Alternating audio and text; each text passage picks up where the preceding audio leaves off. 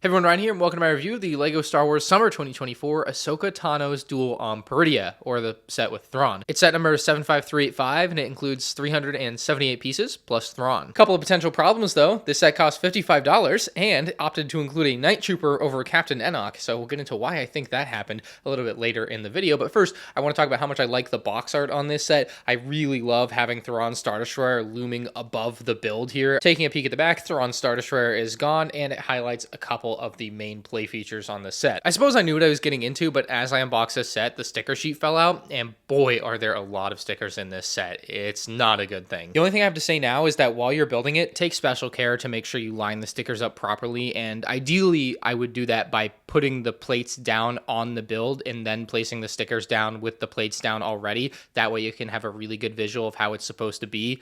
Just a heads up on that. You don't want to mess that up because it's really one take. We'll come back to those stickers and why they should be printed, but first I want to focus in on the minifigs. We'll start with none other than Grand Admiral Thrawn, who is startlingly close to being a perfect minifigure. I'll save his one flaw for a minute from now, but we'll go with what is one of the bigger highlights on the figure, and that's that he now has dual molded legs. You don't get those often in LEGO Star Wars. The 2017 version of Thrawn did not have dual molded legs, and I think it's night and day how great the character looks with the boots properly represented on the new Thrawn here. They also finally got his rank insignia plaque correct. It's something so simple, but it was incorrect on the Rebels version of Thrawn. They also made his skin tone lighter to better match the Ahsoka version of Thrawn, which looks absolutely great here. In addition to that, they've also given him a black hairpiece, so this figure is really accurate, except for one thing, the code cylinders. There are supposed to be 2 code cylinders on each side of his torso. They had this correct back in 2017 for Rebels Thrawn, but for absolutely no reason, the minifigure designer decided to only give him 1 instead of 2 in this set.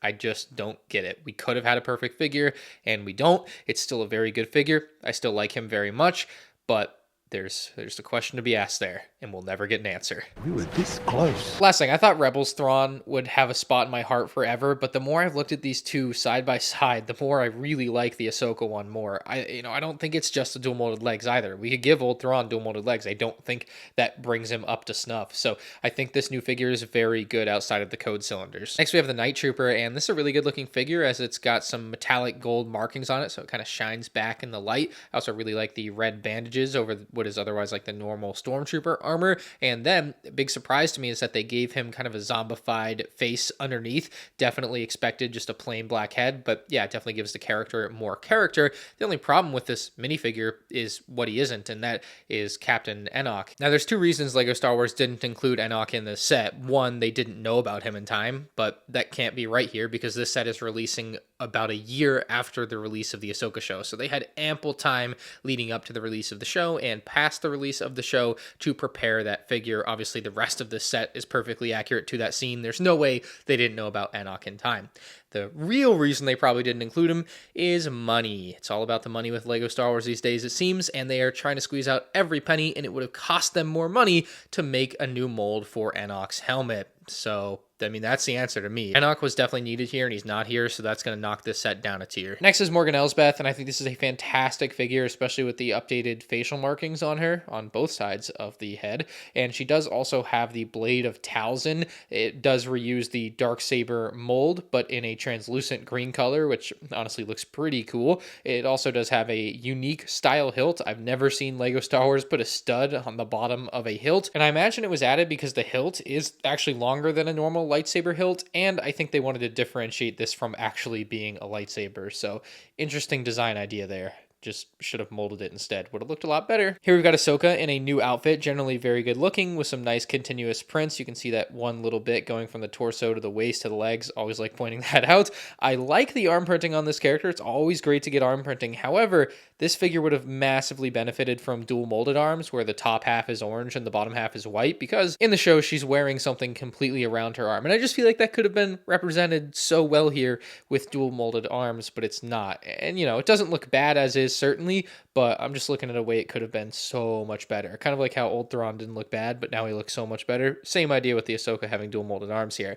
The Leku for her is still the rubbery one. There's a little bit of spray on the print on the top of mine, which definitely doesn't look that good, but overall I think this is is a really nice Ahsoka figure that most people are going to get a lot of enjoyment out of. And then I think my least favorite figure in the set is the new Ezra Bridger. And it's for one reason that I'll tell you after I tell you all the things I like about this figure. I think the outfit looks great. Some fantastic printing on this guy with an excellent tattered look to the clothing. He's even got a couple of scratches on his face, which are really hard to notice. I didn't really notice it till I had it in hand looking at it this close. And he's got a great hairpiece. For whatever reason, they've decided to apply this pupilless look to a lot of characters recently. And on some characters it works. You'll notice I didn't say anything about it on Thrawn or Ahsoka, who have the same philosophy for their eye design. It looks fine. But with Ezra here, it looks like he has cataracts, or perhaps a better comparison is to Blind Kanan from 2017. He looks blind.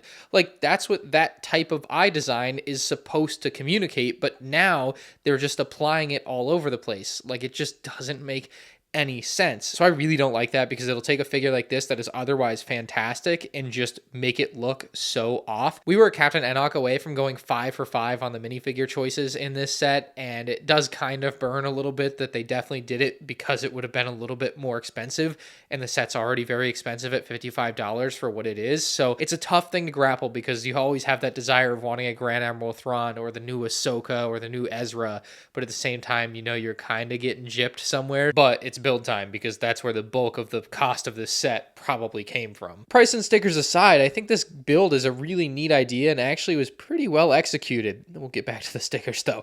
It's a really cool way to be able to display the really neat figures that you got with the set. Like, to me, it just makes a lot of sense to have this be the build that includes those figures. So I don't mind the build as a concept. I know some people like really don't like this because it feels like it's a flat gray base plate, but also, what else do you want it to be? So yeah, that's kind of where I'm at on that. I also think I liked the Kenobi set there more than most, so you can kind of see where I'm coming from. But this build is totally like a diorama build, just without the extra black base cost and everything. I mean, it's already overpriced, but could you imagine if they had given this one a base and then the Thrawn quote that's like, what was once just a dream has become a frightening reality? I mean, actually, that would be kind of sick if we had a Thrawn quote on the front of this. But like, probably $70-$80 then, you know. It's kind of insane how fast they get up there with that extra stuff. But I do think this build can be appreciated as a very nice display piece for many people, other than the fact that as a display piece, it looks ugly because they use gray stickers on gray bricks and can't get the grays to match. Great job, LEGO. Like, I think I did a reasonable job aligning them, but like, come on, man. We can't have grays match on a $55 overpriced set. It's just absurd to me. It's like putting old LEGO gray to new LEGO gray in the same set, which they would never do, so it looks ridiculous. These simply should have been printed, and it only requires 2 prints. Unlike the pillars there, they're all like different stickers for the most part, but these would only require 2 different prints, one curved one and one straight one on a 2x4 tile. It's that simple, and they refuse to do it. You know, for the price, I just would expect it to be printed, and it's not, and that is inexcusable, I suppose. So those stickers have to be the biggest turnoff in this set. I mean, it's just insane that they thought this was acceptable, but then again, people are going to buy this anyway because Thrawn, and like, I get it, Thrawn's really cool, and I wanted Thrawn, so I buy every set, but I bought this set because Thrawn. But like, yeah, you're going to be turned off by that because it just looks ugly. It just does. There's no way around it. And it's probably no surprise, but it is not very easy to tell on the box that this is the display that you're getting into. Now, while the set definitely feels like a diorama display set, they still incorporated a couple of play features. Firstly, probably the best one here is Ezra jumping to Thrawn's Star Destroyer. Obviously, Thrawn's Star Destroyer not included, but you just go like that and he jumps. It doesn't seem like it's the best play feature. You don't get like a ton of leverage here. It only moves down like a plate's worth, so he's not going to go very far, and it doesn't like send him out very far. So I think it's a cool feature. Like, if you're 5 years old, you might enjoy it. It doesn't even work that well, so you know, whatever. It doesn't take away really from the design, so I don't really care that it's there.